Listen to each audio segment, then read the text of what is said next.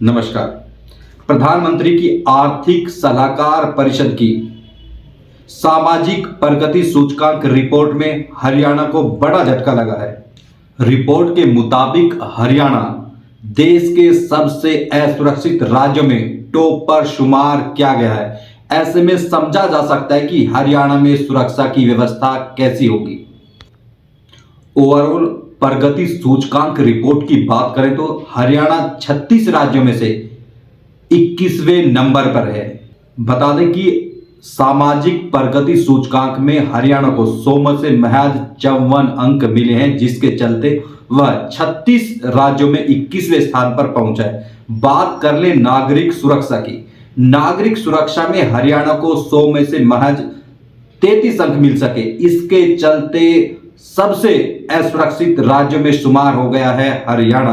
वहीं सबसे सुरक्षित राज्यों की बात करें तो नागालैंड सबसे सुरक्षित राज्यों में शुमार किया गया और पहले नंबर पर सुरक्षा के मामले में। वहीं असुरक्षित राज्यों की बात कर ले तो ओडिशा दूसरे नंबर पर बताया गया है। सवाल यह कि इस रिपोर्ट पर विपक्षी दलों ने भी भाजपा जजपा सरकार को घेरा है।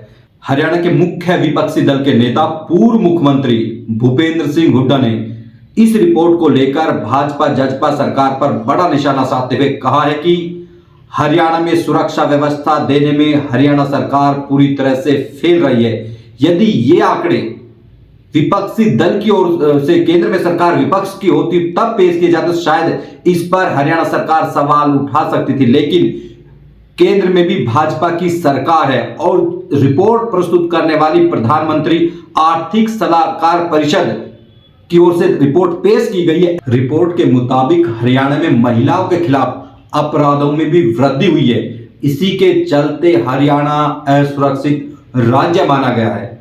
वहीं बात कर ले तमाम 15 पहलुओं पर सामाजिक प्रगति सूचकांक की रिपोर्ट की बात करें तो 15 पहलुओं पर रिपोर्ट तैयार की गई, जिसमें शिक्षा से लेकर एनवायरमेंट की बात करें या फिर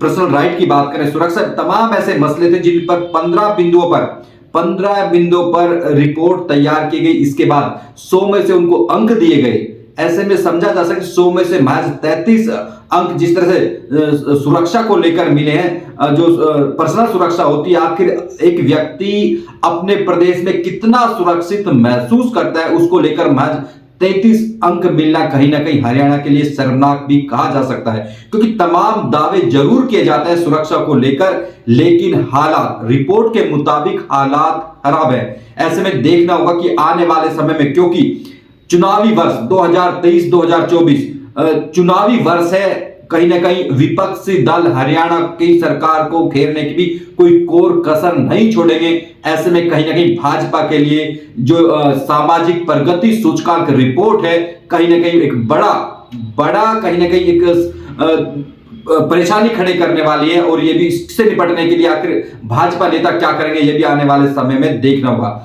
अब बात करते हैं कि हरियाणा के अलग अलग जिलों की और रेवाड़ी की स्थिति कैसी है, उस पर भी चर्चा करेंगे। तमाम 15 बिंदुओं पर चर्चा करेंगे कि हरियाणा में बाकी जिलों के हालात क्या है और रेवाड़ी के हालात कैसे हैं। पंचकुला ओवरऑल की बात कर लें, जो प्रगति सूचकांक है, सामाजिक प्रगति सूचकांक है, उसमें पंचकुला अव्वल नंबर पर बताया गया है। लेकिन बात करें यदि सुरक्षा को लेकर, व्यक्तिगत सुरक्षा को लेकर बात करें तो भिवानी टॉप पर दर्शाया गया है, अर्थात भिवानी में सबसे सुरक्षित माहौल है रिपोर्ट के मुताबिक। एक बड़ा सवाल यह कि जो नियर बाई स्टेट्स हैं, जो हरियाणा से लगते राज्य हैं, उनकी स्थिति भी हरियाणा से बेहतर है रिपोर्ट के मुताबिक। बात पंजाब की कर ले तो यदि यहां पर जो पीएस है, जो पर्सनल सिक्योरिटी है, व्यक्तिगत सुरक्षा है, उसमें 64 अंक कहीं ना कहीं पंजाब को मिलेगा। समझा जा सकता है पंजाब की हालत हरियाणा से काफी बेहतर रिपोर्ट के मुताबिक बताई गई है। बात करें राजस्थान की, राजस्थान को भी पर्सनल सुरक्षा, जो व्यक्तिगत सुरक्षा है, सुरक्षा के मसले पर 54 अंक मिले, अर्थात राजस्थान भी सुरक्षा मुहैया कराने में हरियाणा से बेहतर है। वहीं बात कर ले दिल्ली की में भी 43.84 अंक मिले हैं दिल्ली को। ऐसे में समझा जा सके 33 के मुकाबले काफी ज्यादा नंबर है और दिल्ली भी जो सुरक्षा के लिहाज से हरियाणा से बेहतर है। वहीं हरियाणा के जिलों की बात कर ले तो गुरुग्राम 100 में से 20 अंक लेकर सबसे असुरक्षित जिलों में टॉप पर शुमार है। तमाम साइबर सिटी, तमाम दावे किए जाते हैं कि तमाम मुख्यमंत्री से लेकर तमाम नेता मौजूद रहते हैं साइबर सिटी में, लगातार दौरे होते हैं। केंद्रीय मंत्री से लेकर तमाम लोकसभा क्षेत्र, गुरुग्राम लोकसभा क्षेत्र और गुरुग्राम शहर साइबर सिटी के नाम से तमाम एमएनसी यहां पर मौजूद है। बावजूद इसके पूरे प्रदेश में गुरुग्राम 100 में से 20 अंक लेकर सबसे असुरक्षित जिलों के टॉप में शुमार हो गया। ऐसे में समझा जा सकता है कि गुरुग्राम के जो सुरक्षा के हालात हैं वो कैसे होंगे। इसके बाद बात कर लेते हैं पानीपत की बात करें 26, पानीपत व रोहतक 26 अंक के साथ दूसरे नंबर पर असुरक्षित जिलों में शुमार है। बात कर लें रेवाड़ी के भी हालात कोई ज्यादा बेहतर नहीं है। रेवाड़ी को भी महज 100 में से 37 अंक मिले हुए हैं। ऐसे में समझा जा सकता है कि रेवाड़ी भी सबसे असुरक्षित जिलों में शुमार है और कहीं ना कहीं हालात यहां भी बदतर कहे जा सकते हैं। क्योंकि करनाल की भी बात कर लेते हैं, क्योंकि करनाल की बात करना जरूरी है, क्योंकि सीएम का गृह क्षेत्र, विधानसभा गृह क्षेत्र है। ऐसे में यहां की स्थिति क्या है उस पर भी बात कर लेंगे।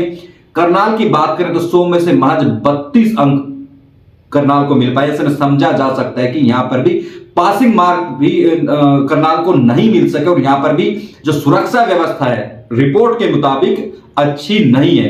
अब बात करते हैं अंबाला, क्योंकि अंबाला गृह मंत्री जो अनिल विजय, जिस पर सुरक्षा व्यवस्था का जिम्मा है, उनके गृह जिले में कैसे हालात है उस पर भी चर्चा करेंगे। अंबाला की स्थिति भी कोई बेहतर नहीं है, क्योंकि बात कर ले अंबाला में टोटल जो ओवरऑल जो एसपीआई है, जो सोशल प्रोग्रेस इंडेक्स है, जो सामाजिक विकास सूचकांक है, वो महज 61 है। और उसकी बात करें सुरक्षा को लेकर, उसको भी महज 44 अंक ही मिल पाए, 100 में से 44 अंक। गृह मंत्री अनिल विज का घर, तमाम गब्बर के नाम से, तमाम नामों से अनिल विज जाने जाते हैं, लेकिन उनके गृह जिले के हालात भी कुछ अच्छे नहीं दिखाई दे रहे हैं। जो कि प्रधानमंत्री आर्थिक सलाहकार परिषद की की ओर से जो रिपोर्ट प्रस्तुत की गई उसमें इसके हालात भी कोई बेहतर नहीं दिखाई दे रहे हैं।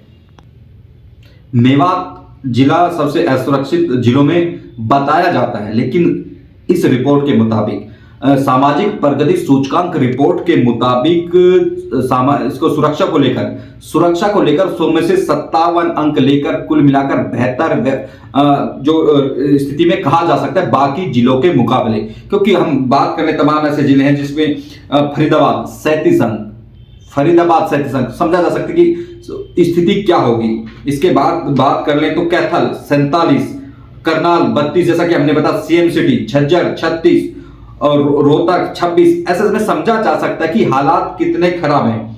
अब जब हम बात कर रहे थे कि सुरक्षा व्यवस्था बेहतर किन जिलों में बताइए, भिवानी की बात कर लें या फिर फतेहाबाद 60 अंक के साथ फतेहाबाद प्रदेश में दूसरे नंबर पर है। यदि सुरक्षा व्यवस्था की बात करें भिवानी के बाद चरखी दादरी में बेहतर व्यवस्था कही जा सकती है, क्योंकि 57 अंक उसको 100 में से मिले हैं।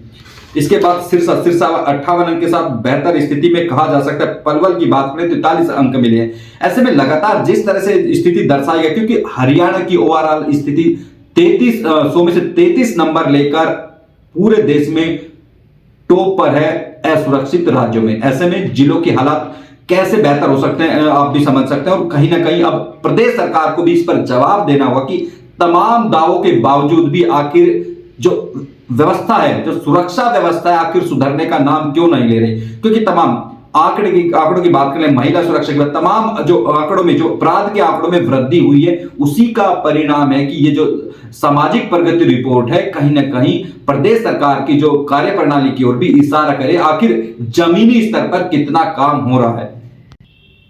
अंत में बात कर लेते हैं रेवाड़ी की, क्योंकि 15 बिंदुओं पर रिपोर्ट तैयार की गई है। क्योंकि नाम ही जब बात है कि सामाजिक प्रगति सूचकांक, ऐसे में तमाम उन पहलुओं को शामिल किया गया, शिक्षा से लेकर स्वास्थ्य, न्यूट्रिशन, पोषण, तमाम ऐसे मसलों को शामिल किया गया ताकि एक आंकड़ा निकाला जा सके आखिर जो लिविंग स्टाइल है, जो जीने का तरीका है, किन राज्यों में, किन जिलों में बेहतर है और कहां पर काम करने की जरूरत। रिपोर्ट का मकसद भी यही होता है कि कहां पर काम करने की जरूरत, सरकार इसको अन्यथा ना ले, क्योंकि हमें इन रिपोर्ट से समझने का मौका मिलता है कि हमें हमारे जो कमजोर बिंदु हैं कहां है और उन पर काम कितना करना है। ऐसे में सरकार को इस रिपोर्ट को ध्यान में रखकर जमीनी स्तर पर काम करने की जरूरत है। यह रिपोर्ट जरूर इस ओर इंगित करती है। हम बात करते हैं रेवाड़ी की, क्योंकि 15 बिंदुओं पर सबसे पहले बात करते हैं एनवायरमेंटल क्वालिटी, वायुमंडल क्वालिटी, जिससे कि एनवायरमेंट की बात तमाम मसले उठते हैं, क्योंकि एनसीआर से में रेवाड़ी शुमार है। 24 अंक, 100 में से महज 24 अंक मिले। ऐसे में समझा जा सकता है यहाँ पर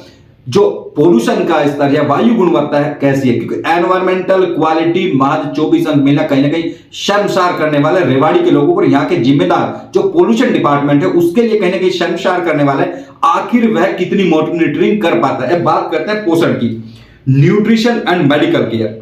एक सबसे बड़ा पहलू होता है न्यूट्रिशन, पोषण और मेडिकल केयर। इसके लिए कितने हालात, मेडिकल केयर में स्वास्थ्य जो बात आती है, स्वास्थ्य को लेकर कितना काम हो पाया, उसमें से भी महज 39 अंक मिले, 100 में से 39।